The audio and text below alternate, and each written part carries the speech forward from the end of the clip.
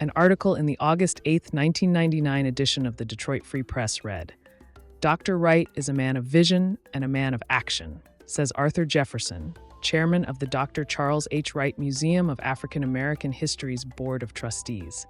It's not enough to have a vision. You have to have the stick-to-itness to stay with it until it's done. And Dr. Wright did that.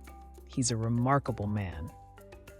Charles H. Wright, M.D., was born in Dothan, Alabama on September 20th, 1918, and lived on Pine Street.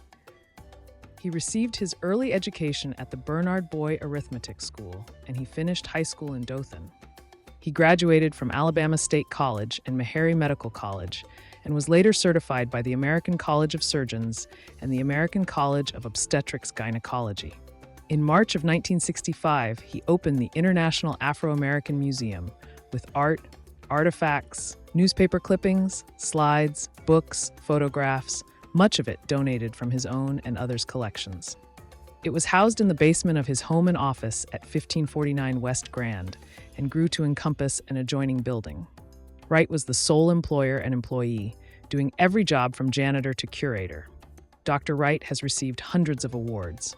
In March 1998, the naming of the museum he founded as the Charles H. Wright Museum of African American History in Detroit, Michigan was one of the highlights of his life.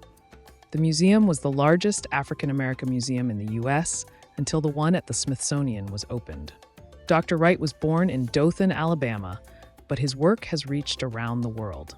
He wrote several books, including Wiregrass Warrior. He and his wife, Roberta, co-authored it. The true story of the life of Professor Abner Jackson. He was, to Charles Wright, a maker of men and a giver. Dr. Wright had vivid memories of the professor's relentless push, his drive to make his students learn. A former friend of Dr. Wright, Ed Vaughn, former Michigan State Representative, also from Dothan, had this to say about Dr. Wright. What a lot of people don't know about Dr. Charles Wright is that he was responsible for probably 75 to 100 African students.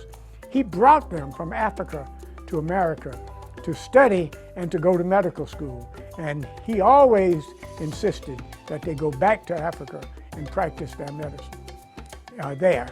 He was just an all-around guy from Dothan, Alabama.